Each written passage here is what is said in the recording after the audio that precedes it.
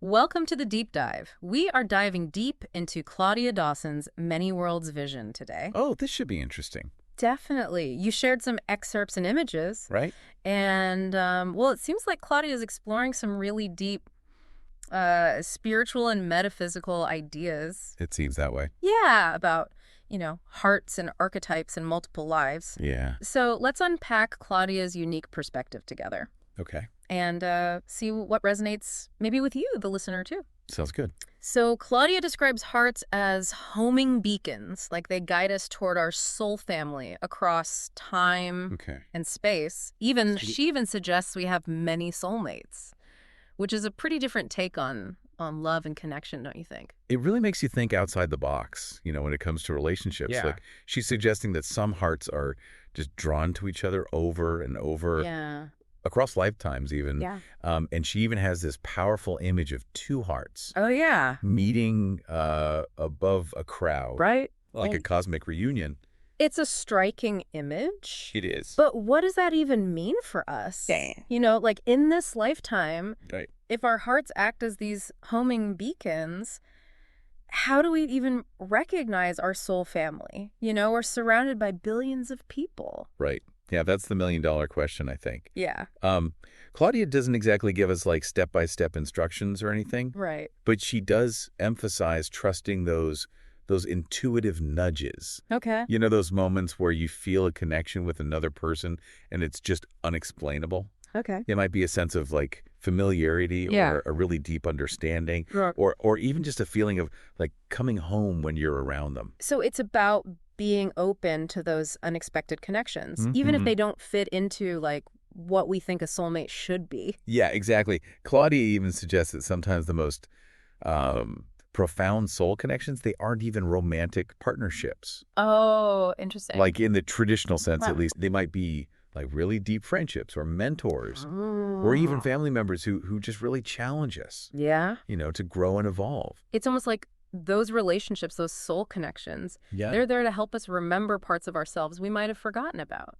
It is interesting you say that because Claudia also, she delves into this idea Okay. of dormant memories Yeah. and ancestral histories. Okay. It's like we're carrying around all these hidden stories within us, Right. just waiting to be unlocked. And speaking of unlocking hidden stories, Right. Claudia talks about encountering goddesses and the power of archetypes. Right. She even describes this vision of a spiritual umbilical cord being restored by these goddesses, Okay. as if she was like reconnecting with a powerful feminine energy. I see. So what are your thoughts on these types of experiences?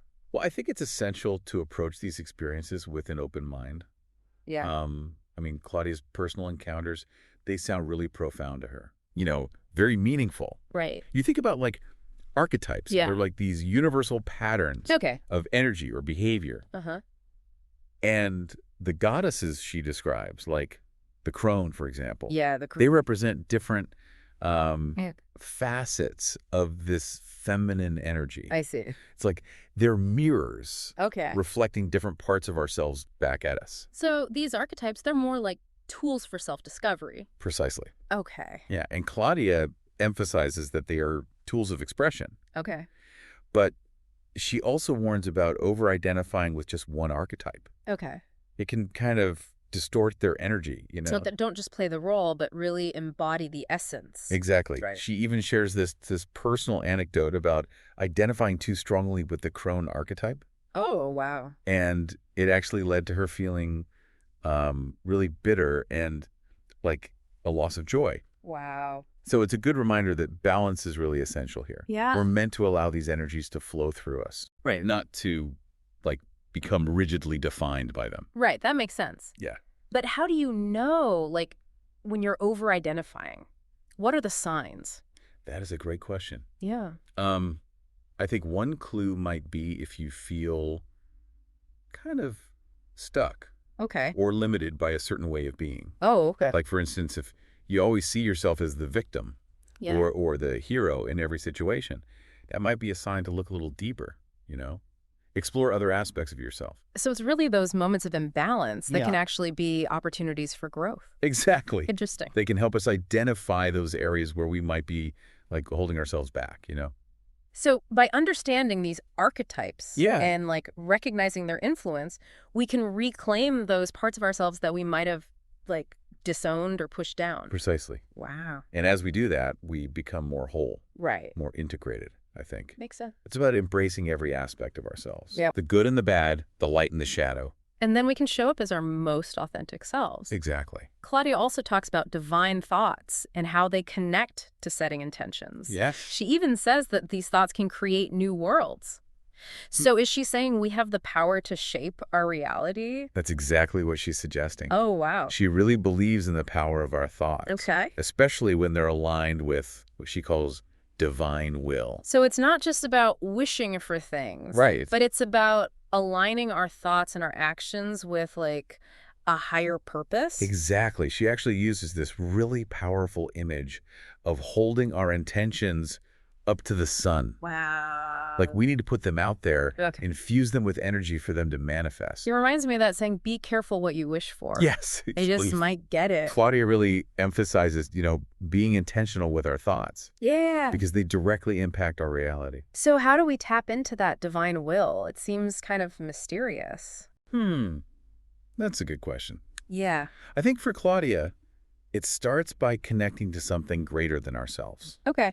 It's about asking, what's my purpose? Right. What am I contributing? What gifts do I have? Yes, exactly. And trusting that something, the universe, our higher selves, will guide us. So it requires a level of surrender. Definitely. Trusting that we're being guided, even when we can't see the bigger picture. Oh, yeah. This is already a lot to process. It is a lot. We've gone from like hearts to goddesses, and now we're talking about our thoughts shaping reality. Right. But there's another layer to Claudia's work. Okay. It ties all this together.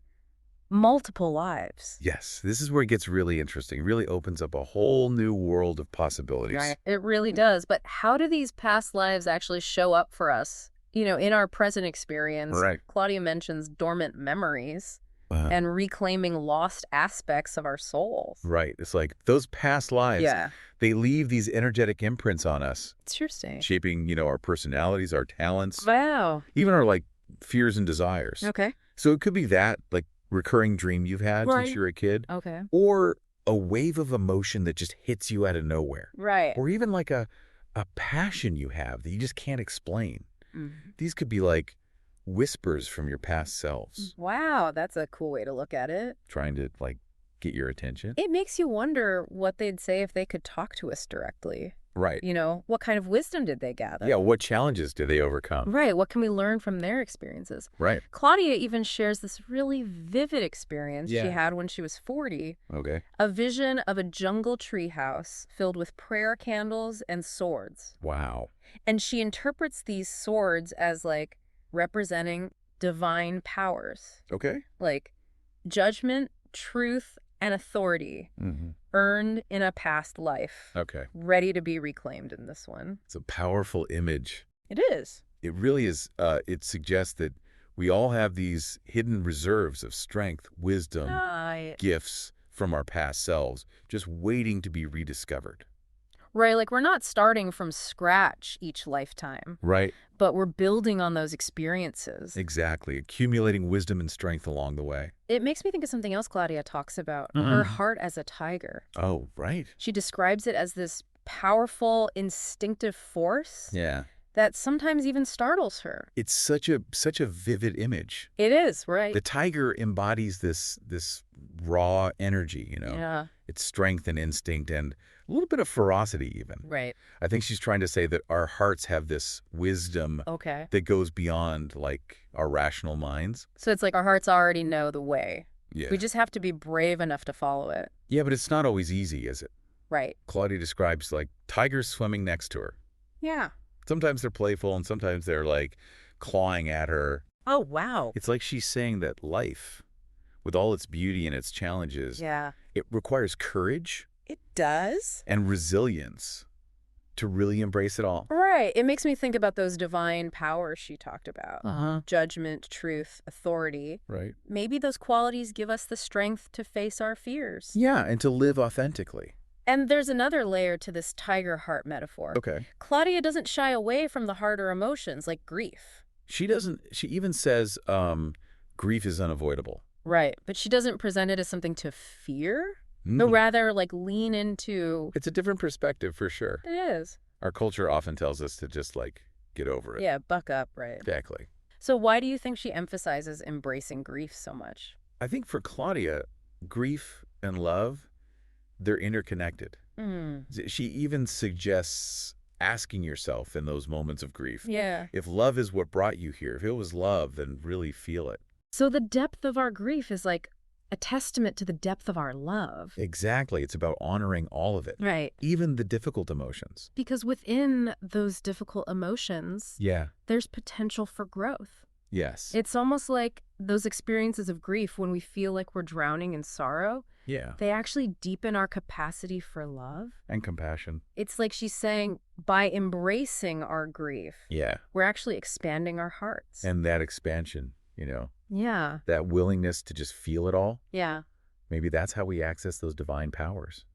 Interesting. It's like they're forged in those intense experiences, Okay. both the good and the bad. So instead of fearing those emotions, maybe it's about approaching them with a sense of curiosity. Yeah, with courage. Trusting that they have something to teach us. Absolutely. It's like approaching life with that tiger heart, I like ready for anything. that's a good way to put it. It's amazing how, like, grief can be this catalyst for growth and deeper connection. It really is. Like Claudia seems to be saying, it's all part of the process. It's all part of the human experience. Yeah, and it makes you wonder, Yeah. how do we take these ideas, these like homing beacon hearts, tiger hearts, Right. and actually use How them? do we apply this? Yeah, it's one thing to think about it. Right. It's another to actually live it. Exactly. So how do we bridge that gap? I think it starts with awareness, right? Okay. Claudia talks about tuning into your intuition. Right. Noticing those little nudges, synchronicities that might be like guiding you Okay. toward your soul family or your purpose. It's like we need to listen to those whispers. Yes. The ones from our own hearts. And we often just like brush them aside. Right, because life's so busy. Exactly. So how do we even create the space to listen? Things like meditation, maybe journaling, Yeah. spending time in nature. Right, to quiet the mind. Exactly. And then what? Like actually acting on those whispers. Yeah, even if it's scary. Even if it doesn't make sense. Trusting your heart to guide you. Because it already has that wisdom. It does. It goes beyond what we think we know. And that reminds me of divine will. Right. It's such a big theme for Claudia. It is. But what does it even mean, really? Practically. Well, for Claudia, I don't think it's about rules. Okay. It's not about dogma, It's more about alignment. alignment, right? Yeah, with your higher purpose. So asking ourselves, like, what brings us joy? Yes. What are our gifts? What can we contribute? How can we use those gifts to make a difference? It's about finding what lights us up. Yes, that feeling of alignment. And trusting that we're being And guided. that we're on the right track. Even when things are messy. It's about the intention behind our actions. Yeah. If it comes from a place of love, Yeah. compassion, that desire to serve something bigger than ourselves, That's how we know. that's how we know. We're in alignment. Yes, that's divine will. And that's how our thoughts, our intentions Right. become powerful enough to To shape our reality. create a life that reflects our true selves. Exactly. It's a beautiful way to think about it. It is, isn't it? That we have this power. We're not just passengers, are we? No, We're co-creators in this lifetime and maybe even beyond. it's empowering. It is. To realize that we have agency. It's not all predetermined. And that by listening to our tiger hearts, Yes, our intuition, our passions. guided by that divine will, Right. we can create something truly extraordinary. I think that's what Claudia wants us to see.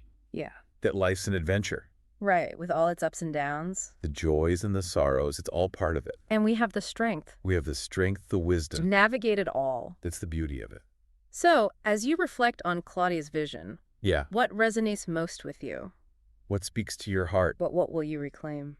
That's something for you to ponder, listeners. Until next time, keep exploring, keep questioning, and keep diving deep.